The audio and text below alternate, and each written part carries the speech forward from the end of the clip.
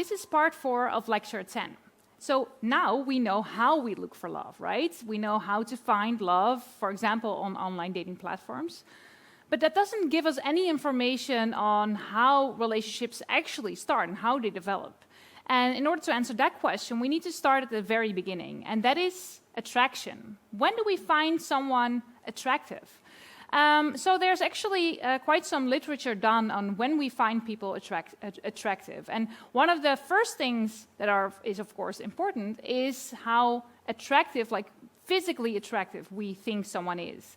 And the first thing we look at when we look for partners is someone's face. And there's actually 2 basic laws of attraction that determines or make up attractive faces. And this first rule was sort of discovered around 1990 by 2 American psychologists. And what they did was they started randomly combining faces of white Americans. And they did so by sort of using morphing software, which was by then still definitely not as fancy as we can do it now. So they basically took the average of different faces. For example, the average of this face is the following face. And I think a lot of people would agree that the final face that you see here on the screen is the most attractive face. And this has been done by combining 2 faces, but also 4, 8, 16, and even 32 faces. And the researchers discovered that the more pictures were taken together, the more attractive the face was found. So the average face of 4 pictures was more attractive than the average face of 2 pictures, and so on and so further. So basically, the first rule of an attractive face is averageness. Being average. It doesn't sound very attractive, does it? Having an average face. But what is interesting is that having an average face, so if you have the average face of, for example, 100 women, that's actually something that is quite unique, because a lot of people have some things that are a bit off in their face, and that's totally fine. We're all unique. We all have our own unique face, luckily. But having an average face is something that doesn't happen a lot. And if you have an average face, that basically means that there's nothing weird going on in your face. So you don't have an extraordinary big nose or eyes that are very wide apart or very close by together. Your ears are not really big or nor really small. So basically everything is just average. And we like this, and we find this attractive, probably because it is a face that feels familiar for us. It doesn't really look off. It feels like this is how what a face should look like. So an average face, that is something that we consider attractive.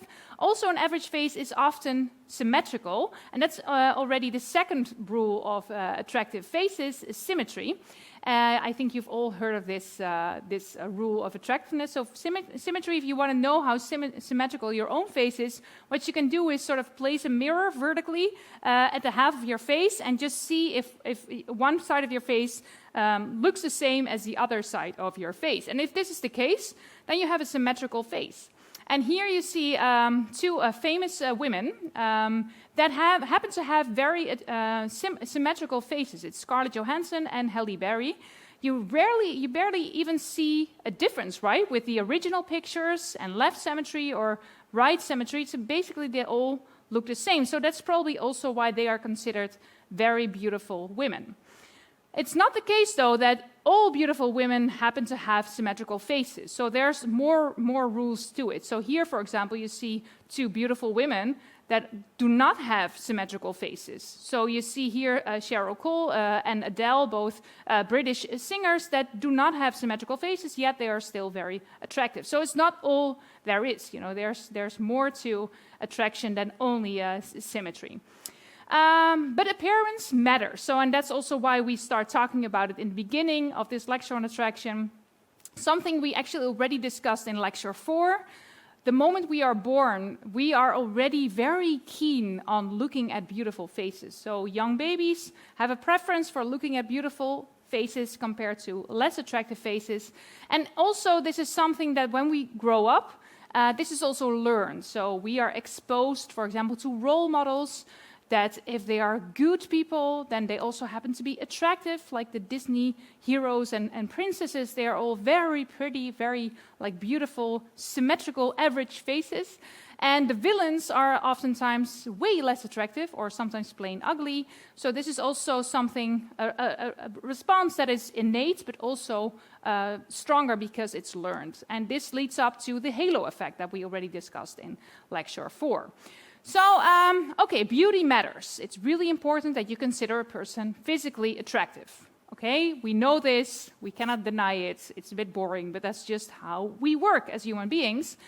But there's more. Luckily, there's more that matters. And the second factor that really plays a very big role is similarity. So how similar are you to another person? And I just added this word in brackets, that's perceived similarity, because later research showed that it's actually not the case that you need to be very similar to a person, but you need to perceive that you're similar. So you need to think that you're very similar. Just like you see these snails over here. One snail says, I don't care if she is a tape dispenser, I still love her. So even though she is actually really different than I am, it's a tape dispenser, I perceive her to be similar, so that's why I love her. And that's basically the same in relationships. If you have the perception that someone is similar to you, then you will like this person more. And this goes for example, opinions and personality. So if you share ideas, if you share personality traits, you like a person more. Also, if you have the same interests and the same experiences, you also start liking a person more. And also, we like a person that likes us. So if there's reciprocal liking, so if you, for example, hear that a person is interested in you, likes you, you also start liking this person more. So there's also just liking for the fact that another person likes you. And all this makes a lot of sense. Of course, we want to be close to people that are like us, because if we happen to form a relationship with someone that shares our ideas or interests or personality, it's just a smoother relationship, right? So you don't have a lot of difficulties because you are agreeing on everything. You don't have a lot of conflicts on how you want to spend your time because you like the same things.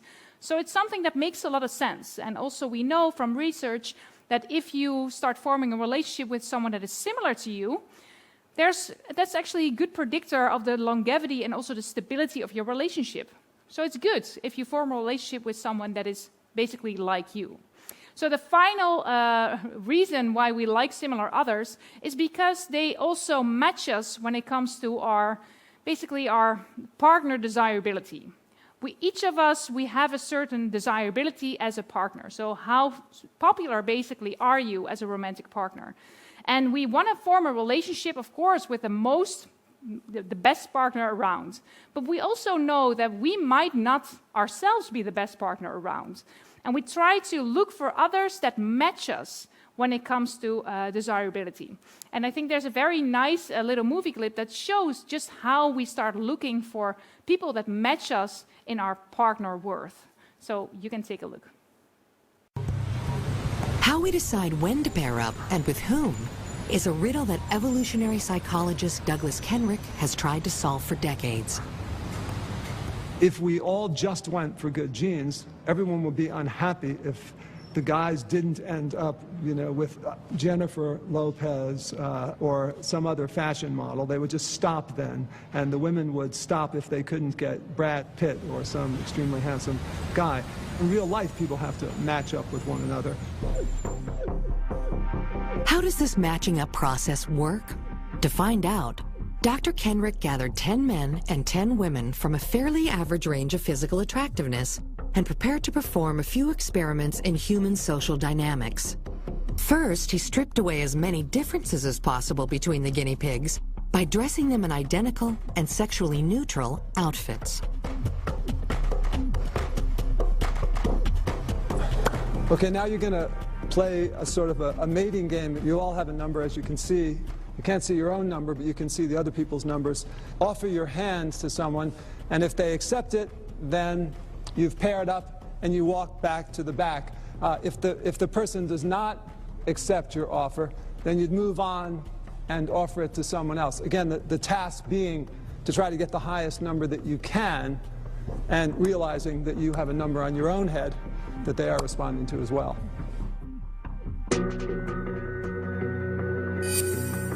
The numbers drawn at random are meant to represent desirability, 1 being least and 10 being most. In the real world, where most of us don't know exactly how attractive we are, we tend to aim high, trying to snare a 10. Then, gradually, we work our way down to someone who will accept us.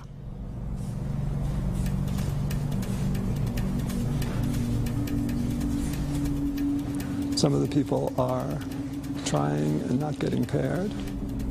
The 2 people who were 5s have paired up with one another.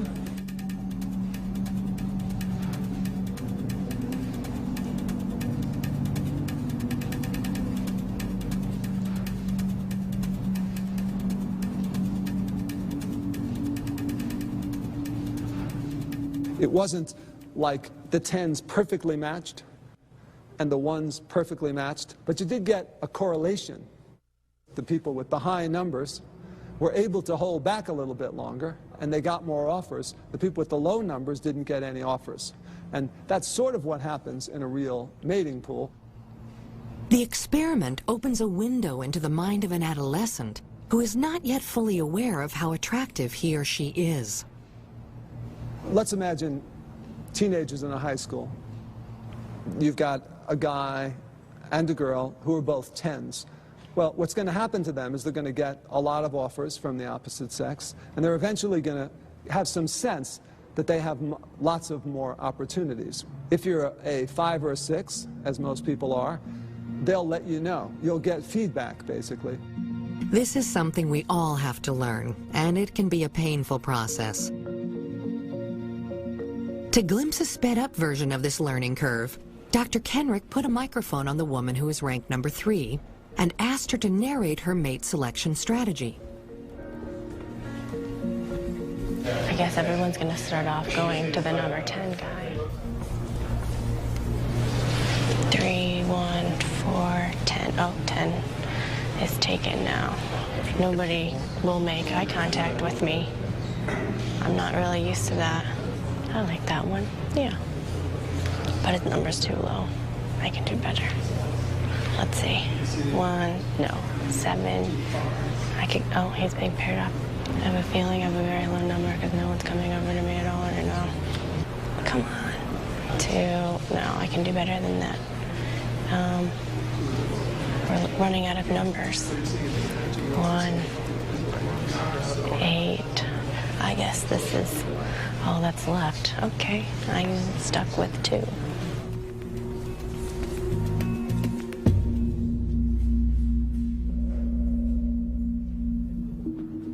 After using random numbers, Dr. Kenrick wanted to see how things would turn out if he let true physical attractiveness drive mate selection. When the volunteers first arrived, before the men and women met face to face, Kenrick had them rate each other's physical appearance on a scale of 1 to 10. He pooled the numbers for each person and came up with an attractiveness rating. Now it's time for the test subjects to try and reel in the most physically attractive person they can.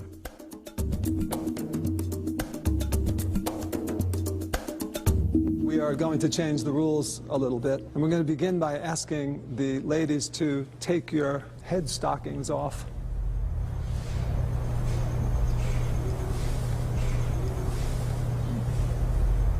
Okay, now if the guys would all remove their head coverings. Let your own preferences now, have their way. And again, keeping in mind the last game, try to get the person who you regard as the highest attractiveness in your opinion.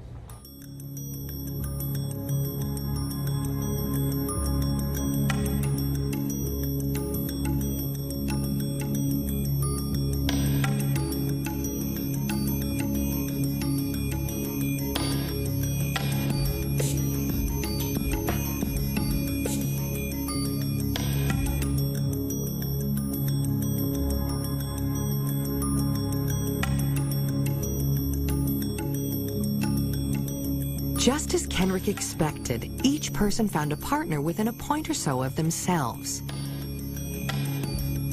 So is it really the case that from the day we're born, the die is cast based purely on the way we look? Thankfully, no. Physical attraction is not the only criterion for choosing a mate. There's a lot more to sex appeal than meets the eye. I love red wine. Okay, so the third factor that is really important is our surroundings, and basically how close other people are you. The more we see and interact with a person, the more we start liking a person, and the more likely it is that this person becomes our friend. And this is actually something we already discussed in lecture 7 when we talked about the mere exposure effect. The mere exposure effect definitely also goes when it comes to people. So the more often you see a person, like your neighbor, like your study mate, the more we start liking this person. And even the anticipation of an interaction, so having the anticipation that you're gonna interact with someone, already breeds liking. So makes for the fact that you start liking this person more. So being in the close surroundings of a person, also called propinquity, is something that increases liking. Okay, so now we talked about physical attractiveness, similarity, proximity. What else? What else is important when it comes to attraction? Oh, personality. Yeah, we might almost forget it. It also really matters if this person is nice, if it's a person that has a nice personality. And personality matters. Luckily, it matters in relationships. We like people that have a personality that resembles us. That's something we already discussed. But other than that, we are especially drawn to others that can be trusted. So if you ask people, what do you look for in a romantic partner? They can come up with a list of attributes. For example, I like someone that is funny or very sporty or, smart. But the traits that are definitely named the most are a person that is sincere, honest, understanding, loyal, and reliable. And this makes a lot of sense because the persons that we form romantic relationships with become so important in our lives, and we need to be able to count on them. And in relationships, we are very vulnerable, and we can easily be hurt by romantic partners. So it's smart to look for partners that are reliable, that are worthy of our trust. Okay, so now we know, right? Now we know what we look for in a partner. We want a partner that is physically attractive, but within our own league, not too attractive. Also, we like a person that is sincere, honest, understanding, loyal, and trustworthy, that is similar to us, and also in our proximity. So now we know all this, we can just, predict who will fall in love with whom, right? Well, that was also my thinking when I entered a popular television show called Married at First Sight here in the Netherlands. I thought I would be able, with a team of other experts, to sort of match two people, two singles, and predict whether or not they would fall in love. And of course, I had my list of attributes that would matter in the relationship. And I started thinking to myself, I know how attraction works, I know all about relationships, so I would be able to match people and make sure that they form a stable, loving relationship. But that turned out to be more tricky than I anticipated. And that is for the fact that one thing in relationships remains very hard to be predicted. And that is basically this core question that I asked you in lecture 1. Why do we fall in love? And more specifically, why do we fall in love with some people, but not with others? A question that relationship scientists still struggle with up to this very day. But I can give you some insights, some things that we know. And one aspect, a crucial aspect when it comes to falling in love and being attracted to a person is something that two people at a fair in Hengelo actually experienced from close by. There were two people, you see them here in the picture, Joey and Julia. They were on a date, and they immediately sensed that something was wrong when the elastic cord of the catapult-like attraction, the air race bungee, snapped. Can you imagine being in this horrible-looking thing? I get very anxious just looking at it, and then one of these cords snap. I mean, it must be so scary. They were in this together, and luckily, They got out only with some bruises, so nothing serious happened. And blessing in disguise, they are now dating. They fell in love. They fell in love after having this horrible, horrible experience together. So what does this story tell us? What does this tell us about love and how attraction works and why we fall in love? It tells us that we are mainly interested in one thing when it comes to falling in love. It's firework. We want firework. If we are close to someone, they might tick all the boxes. You know, we might feel like, yes, this is a beautiful person. Yes, it's a person that is similar to me. It's nearby me. I think it has a nice personality, but I feel nothing. I don't feel any signal in my body that I like this person. If this happens, you know, this person can be perfect for you on paper, but you still don't have the intention or the desire to form a relationship with this person. And at other moments, you might feel like you meet someone that is not good for you. You might feel like this person is really different than who I am. It's a person that I actually don't even fancy so much, but still I feel so exhilarated and so excited when I'm close by this person. So what we want is the experience of fireworks, or in other words, arousal, physical arousal. And this is something that we already discussed in lecture 9, that sometimes we are in a state of arousal, we feel aroused. And this is, of course, very much linked to love and relationships. I think you can all relate if you've ever been in love, and I hope you have sometimes in your life.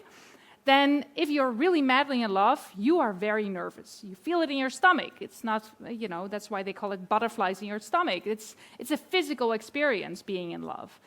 And sometimes we have this physical experience and we are close by a person, and then we mistakenly think that we are in love. Well, in fact, we're just doing something very scary, like being in an air race bungee and a cord snaps. That's pretty scary. And that might just causes us to fall in love. And this has been demonstrated in one of my favorite studies ever conducted in 1974 already, so quite some time ago, by early relationship scientists, Dutton and Aaron. And they started studying the situations under which we can fall in love and whether arousal has something to do with it. And what they did was that they did a study in a national park in Canada. And this national park in Canada is very special because it has a very famous bridge, the Capilano Suspension Bridge. It's a very wobbly bridge over like a very scary-looking river. And once you cross it, it's a very nerve-wracking experience. So it's a very scary experience. And what they did was they sent 2 different researchers to this national forest, and they sent them to 2 different locations. One of them was located at the end of the Capilano Suspension Bridge, so the very scary bridge, and the other one was located after a stable bridge in the same forest, so the same forest, but then at a very stable bridge, nothing scary about it. And they also switched places. And what they did there was approach males that just crossed the bridge. So either the stable bridge or the very scary bridge. And they started asking them some questions on, you know, do you want to fill out this short questionnaire? And most of the male passerbys filled in this questionnaire.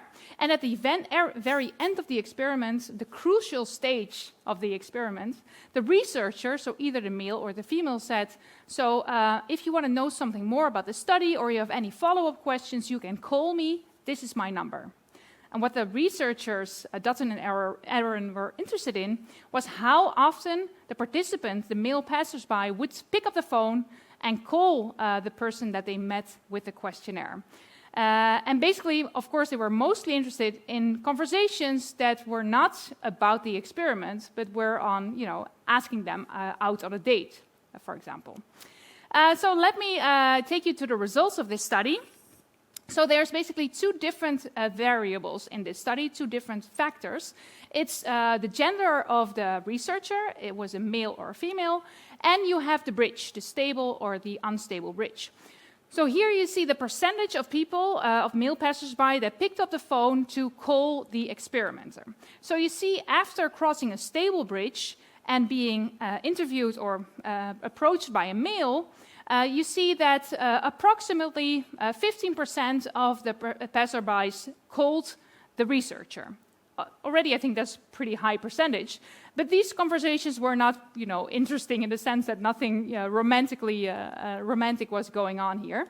After crossing, if the researcher was a woman, there were more phone calls. So after crossing a stable bridge, if you're approached by a woman, this was also a woman that was quite attractive, I have to add this, you see that more males were calling the woman compared to the man. Now let's look at the results of the unstable bridge. After crossing an unstable bridge, being approached by a man, around the same percentage called the researcher. So again, about 12% of the passerbys was calling the male. But for the females, there was something interesting going on. Almost half of the male passerbys were calling the female. And these conversations were not about the experiment. They were about, I met you at the bridge in the national park, and I found you very attractive. Do you want to go out with me? So here you see what Dutton and Aaron actually wanted to show, that the situation really matters when it comes to falling in love. So this is an experiment in which the misattribution of arousal has been shown. And that basically means that we might feel arousal from a certain experience, for example, crossing a scary bridge, or being in a very scary fair ride that breaks down. And then when you feel arousal, you feel physically nervous. And then when you're with someone that might be a potential partner, you might misattribute this arousal to the presence of the other person. So you might think, I just fell head over heels in love with this person because I experienced this butterflies in my stomach when I'm with this person, so this must be love. And this experience of misattribution of arousal has been shown and replicated in many different settings. For example, watching a scary movie, riding a roller coaster together, physical labor or sports. All these activities lead to experience of arousal, and this leads to stronger feelings of attraction and sexual interest for both males and females. So this is key dating advice. If you're listening to this and you have a date tonight, cancel your boring dinner, but go do something scary, because this is a higher likelihood that you will feel romantic attraction and that your date will fall in love with you.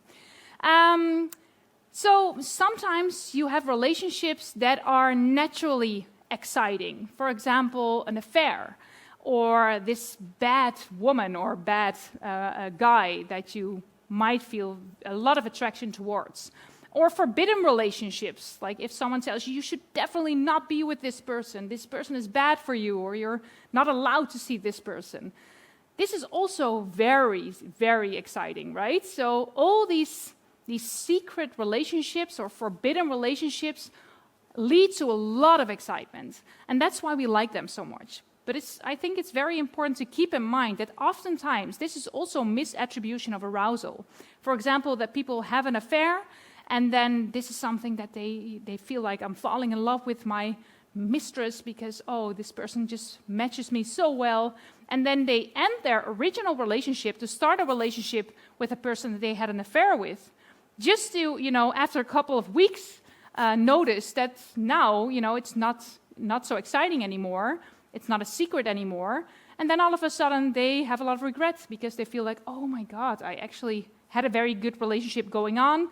I broke it up just because I was, head over heels, but I was actually misattributing the arousal. Also, sometimes we fall for people, and this is called fatal attractions. We fall for people that have character traits that are actually not good for us. We know that this is, on the long run, this is not going to work for us. If you are, for example, a person that is very regulated, that's a planner, that just, does everything according to a certain schedule, and then you meet someone that is super impulsive, that might be attractive in the beginning, and you might feel like, wow, this is great, someone just living their lives and just so exciting. But then once you enter a relationship with this person, after a while, you might start loathing this impulsive nature of the person because it's just not right for you. It's not a good fit for your personality. And this is called a fatal attraction. So the moment you are with someone that is in the end not a good partner or not a good fit for you. So, keep this in mind the next time, or maybe you are right now tangled up into a complicated relationship that is very exciting, But just keep in mind that you might, after this excitement goes down, you might not be a very good fit for this person. And this excitement and arousal, it's all fun and games in the beginning, but it's not what makes up a lasting relationship. What does? I will talk to you about that in the last part of this lecture. Okay, so before I close, there's one thing that is left for me to say, and that has something to do with the book. I just want to stress the fact that the book in general, and also a lot of the studies that are described in the book, are very heteronormative and also gender stereotyping. And this is something that I just want to acknowledge, and I think it is hard because a lot of the research done in the field of relationships, especially romantic relationship, is also, suffers from this heteronormativity. Also my own research, I have to admit, I have also been a bit lazy in that regard because it's just easier to conduct studies on people that, fit the majority of the boxes. So that's still heterosexual people, people that identify as male or female. But of course, this is all changing now, and I'm so happy that there's now more awareness of the fact that a lot of people don't want to fit these boxes anymore.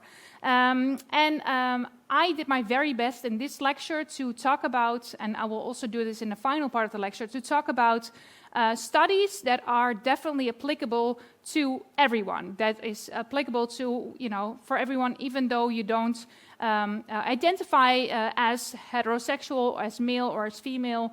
I think all these studies are definitely still something that you can learn from and that are also applicable to you.